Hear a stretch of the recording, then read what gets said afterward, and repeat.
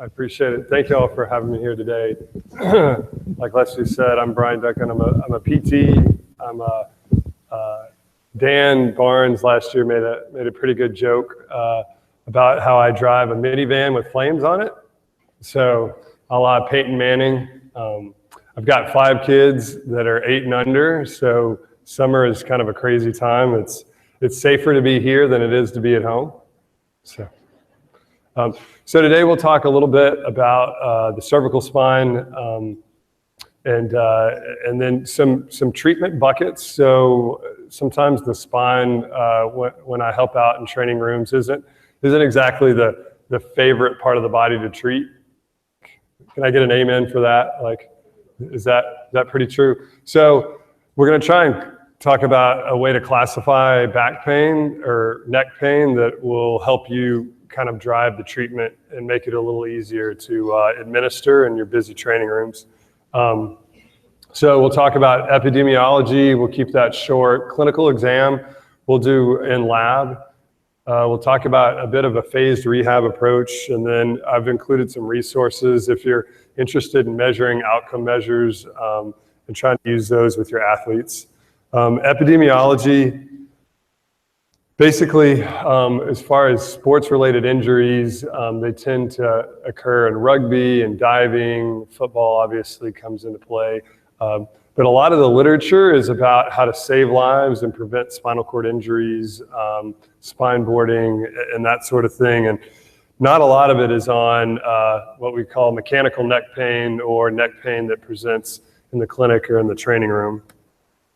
So as few as 10%, according to the American Academy of Orthopedic Surgeons. And like I mentioned, a lot of the data is focused on the serious events.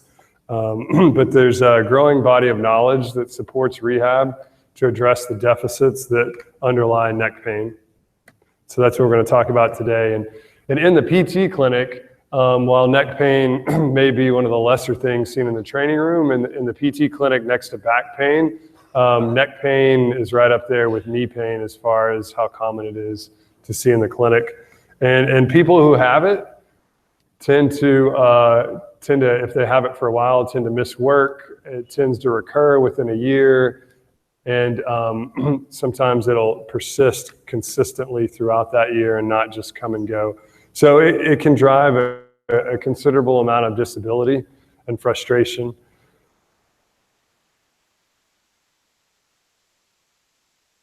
Questionnaires, Neck Disability Index, it's an easy 10-question self-report measure. And the Fear Avoidance Neck Questionnaire and the Tampa Kinesiophobia Scale might be interesting for those athletes who you wonder how much fear and anxiety plays a role in their neck pain. The Tampa scale is also now used in ACL literature. So if you have athletes that are attempting to return to sport and are fearful of that, or you feel like they're not progressing as you'd expect, these are good measures to give them to kind of get a view into what's going on in their head, not just what's going on in their neck or knee. And then a couple of physical performance tests, in particular the craniocervical flexion test can be administered pretty easily in the training room, and you'll be surprised at how weak some of these muscles are. Neck Disability Index is just a brief look at the first page, and I tried to include where to download it from. So if you want to download and print those out. Tampa Kinesiophobia Scale is really simple to fill out, low burden to answer, and then the Fear Avoidance Beliefs Questionnaire for the neck. And PA stands for physical activity, so that's this first subsection here. And the work score, which doesn't typically, apply to your high school athletes, but if they think of their sport as their work, you might be able to use this. And then a little bit of a background behind how to score it. And then something called the Global Rating of Change. So this is something you can literally hand to an athlete and they can mark a number that tells you how much better they feel like they are. The interesting thing about this is I have patients regularly in the clinic or athletes that might mark 5 there on the right-hand column, so quite a bit better, or a great deal better. but their neck disability index only moved a few points. So sometimes having another measure to evaluate success is pretty useful. All right, deep neck flexor endurance. I put down some references here, and if you go to this, this is the best video I found. It provides an easy explanation, but basically if you back your athlete down to the edge of the plinth, if you have them do a chin tuck, basically nod their head and lift their head about 1 centimeter off the mat and see how long they can hold it. They should be able to hold it for men about 40 seconds and women about 30.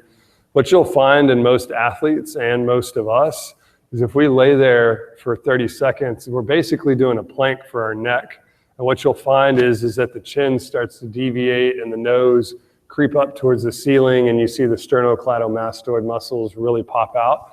And that lets you know that their deep neck flexor muscles aren't really engaging. And so these aren't going to be typically engaged when we're doing neck specific workouts to prepare for football or wrestling or rugby. The craniocervical flexion test, we don't really have time to go over it, but if you have a blood pressure cuff in the clinic, you can slide it underneath their neck and do a great set of exercises for people with acute neck pain that can't do a lot of strenuous exercise. Red flags and yellow flags, these are more clinical. I'll leave the on-field stuff to you. Y'all are definitely the experts in that area. Canadian C-spine rules are great to help you decide if they need a radiograph or more advanced imaging. I like to do the neurologic screen, so I'll check Hoffman's. So I'll thump their nail and see if they make the OK sign. If they make the OK sign, that's not okay. I'll check for Clonus and Babinski. I've had, in particular, when I was at Memorial City, I had a lady who I was seeing, I picked up from another PT who was on vacation. I treated her on a Monday. Her neck felt better. She came in the following Monday and looked like she'd seen a ghost. She was walking with kind of a wide base of gait, and she was very apprehensive in all her neck movements, and she left a week before at her low level of pain, relatively full range of motion. And I don't know what happened in the week between, but she suddenly had positive Hoffman signs. She had hyperreflexia at her patella tendon and Achilles reflex. So we walked her over to the surgeons next door, and she ended up getting a cervical decompression. She was having these myelopathy type symptoms, and so she was in her 60s, and so you're not going to see this nearly as much in your athletes, but it's something to keep in mind because at some point it will knock on your door. As far as vertebral basilar artery tests, there's little to no literature supporting these. Unfortunately, there's just this ambiguity that they don't really work, but if you're going to manipulate somebody's neck, it's worth going through this process because you're basically putting them in extreme ranges of motion that you're not going to do that in your cervical manips. So if they can handle this, they can probably tolerate your cervical manipulation. I do use cervical manipulation, but I try and pick my patients pretty wisely. I think we've all heard of bad outcomes with cervical manipulation. There's some really good literature supporting it. So it's a fine line to walk. And so this is a look at what you can see or can't see that's going on when you do vertebral basilar artery insufficiency testing. And so this isn't your typical athlete, but this is somebody who appeared in the physical therapy literature. And this is the neck going into more extension and rotation. And you can see how the vertebral artery flow decreases here in the mid-cervical spine, but in this loop before it goes into the base of the brain stem, it's completely occluded. So this person wouldn't be a good candidate for cervical manipulation. Sharps purser, alar ligament, Jefferson's fracture. So these are the next things you might test if there's a history of some sort of trauma. With Sharps purser, all you're gonna have to have them do is literally flex their head forward, upper cervical flexion. And if they get numbness and tingling in their arms, you do what this lady's doing and you basically stabilize C2 and you put a downward and posterior force on the head, which is basically realigning C1 on top of C2 And if their neurologic symptoms go away, there's a pretty good chance that they have a transverse ligament tear or a DENS fracture. Once again, if we have a potential serious pathology, we want our sensitivity to be 99, not 69. So we're definitely operating in an area of ambiguity still. Alar ligament, so this runs at the diagonal here. So if you side bend the head just a little bit, you can actually test this yourself. So if everybody will take their right hand and put it on the back of their skull and walk down and find the first bump midline that you feel, it's going to be your C2 spinous process. And if you tilt your head just a few degrees to the right, you'll feel the spinous process kick out to the left. If you go the opposite way, you'll feel the spinous process kick opposite. And so that simply tests for this, whether the alar ligament here is intact. And so this is what it looks like. You all just tested yourself. You can test this on athletes in sitting or in supine. And this is somebody who came into a PT clinic with persistent whiplash and ended up having some alar ligament issues. They weren't getting better and were referred back. However, because of the location and the overall stability of the spine, otherwise they chose not to fix it. But this wasn't a contact sport athlete. This was a triathlete. A DENS fracture, nobody wants this. And chances are you won't be testing for it. They're not going to want to move their neck in any direction. They'll have had a pretty significant form of trauma, and so you'll be calling an ambulance or taking them to the emergency room. Myelopathy, we talked about this. This isn't good. It's typically in older individuals, though you can have congenital, as all of you know, congenital narrowing of the cervical spine and crimping of the spinal cord. This is an interesting case where a patient presented and when I was working at the county hospital to the clinic, he was a U of H intramural athlete, college senior, was having some knee pain, came into the clinic for that, appeared with a little bit of a wide base gait, balance wasn't good, what you would expect from an athletic 22-year-old, 23-year-old, checked clonus, checked for hyperreflexia, all those were positive, and he basically had a narrowing of his foramen magnum here.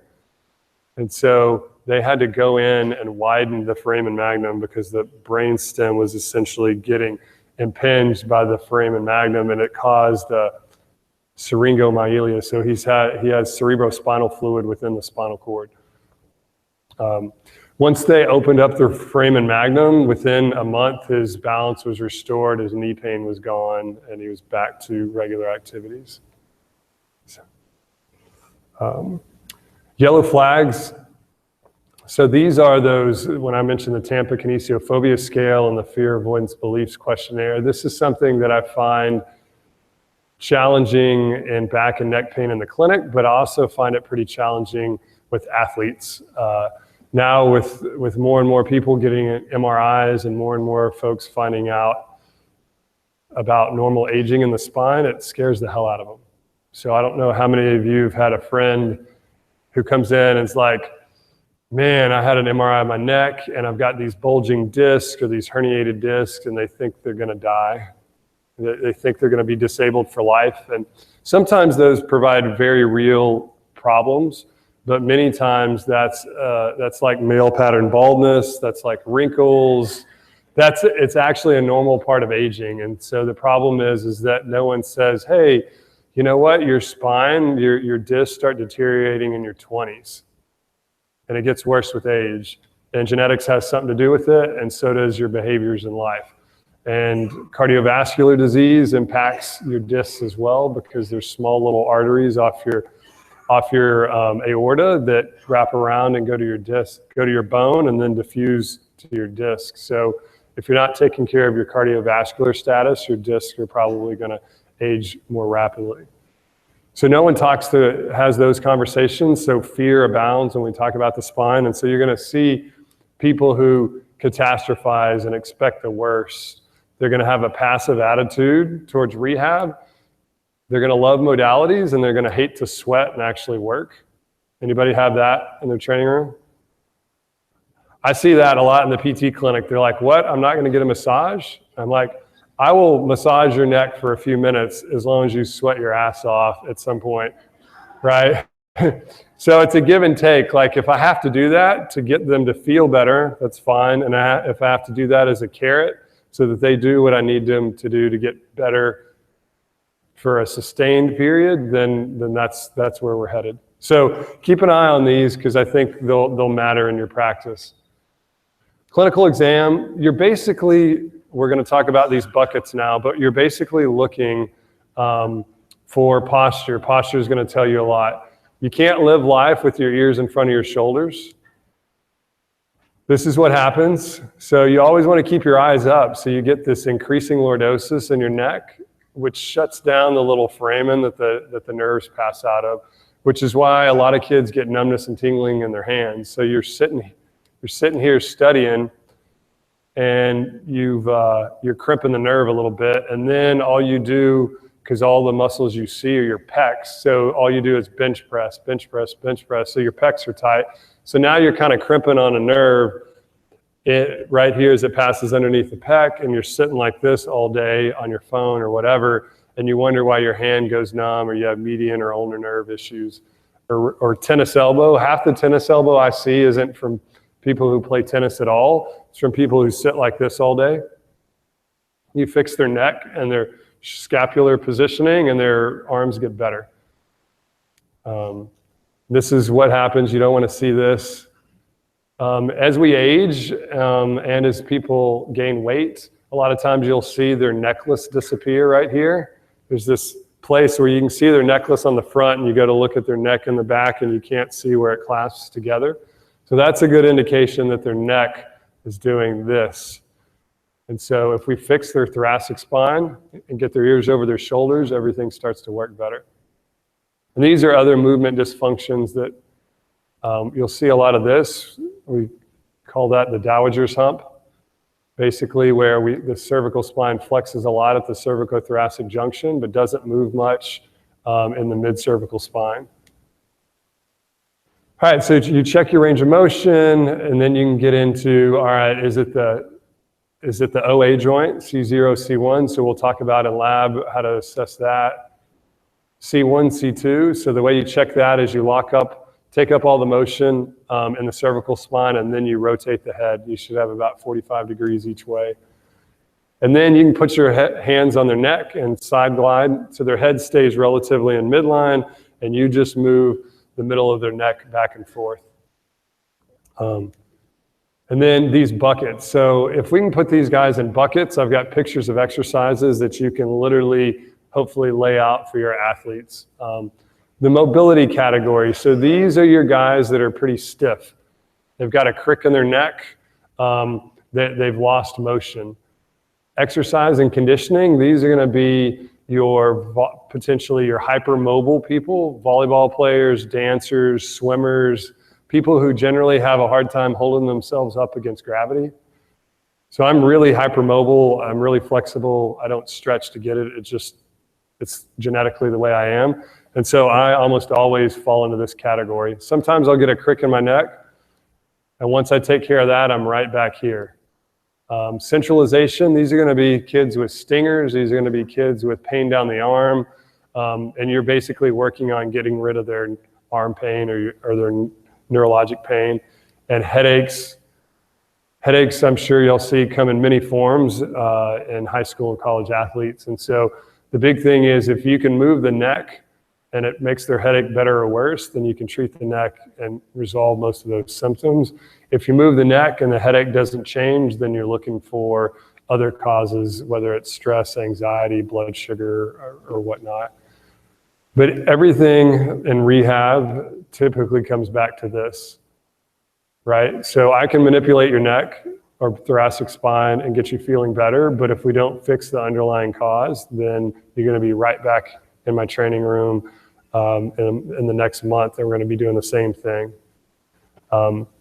Same thing here, centralization. If you've got tight pecs and lats and you sit like this with your cervical spine all extended, then you're going to end up with arm pain and tennis elbow and carpal tunnel. And until you fix that, you're going to keep coming back. And so these long-term solutions are kind of where we sit. All right, pain. Here, you can use all the modalities you want just to get them in a spot where you can start to work on them. So we talked about neck pain with mobility deficits, younger age, it's going to be acute. They're going to have restricted range of motion. And the key intervention is going to be manual therapy. So we'll talk about how to manipulate the thoracic spine. Manipulating the cervical spine is a little tougher, and that would require a little bit more lab time.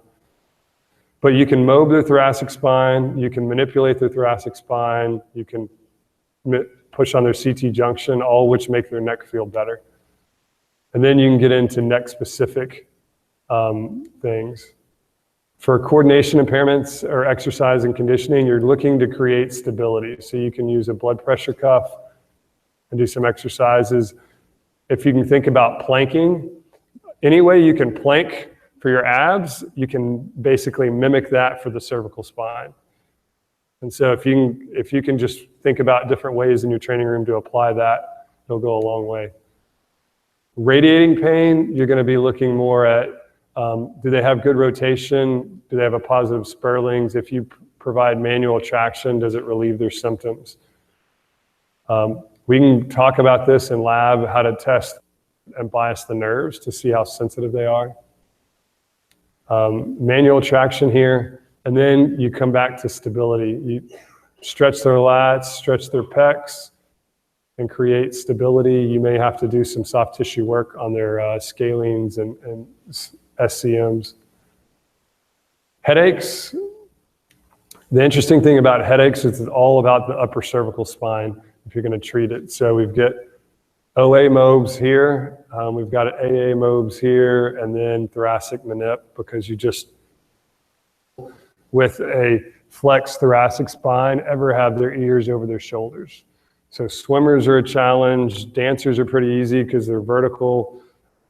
Football players tend to be pretty straightforward, but as the more you get like this, the more we have to open you up, and we can have some fun with those guys because they can bench 225 10 times, but if you lay them prone, they can't do a Y because their lats and pecs are so tight. So they start sweating on your mat, just lifting their arms. And then there's some other things we can do. You can actually, some of the proprioceptive drills you can do for vestibular or concussion issues, you can actually use on the cervical spine. So you attach a laser to the bill of a hat, and you have them do a maze, or you have them do different drills trying to hit the target. And then there's some advanced stuff you can do using pulleys and weights. And if you're a rugby player in Australia, there's some good published literature on strength training. And once you do that strength training, then you do upper extremity strength training while you've got load on your neck. So pretty crazy stuff. The big thing when they do that, their injury games lost to injury go from 79 down to 23. So cervical strengthening. Anybody ever go to the gym and strengthen their neck? Like a lot of people do there's whole classes devoted to abs, right? You can do an ab class at your gym or whatever. There's never, ever a neck class, right? And so that's one thing to think about. Even most high school weight rooms, you may have a neck machine, but a lot of time isn't devoted to strengthening, strengthening your neck. So just consider that as you're putting together programs for your athletes.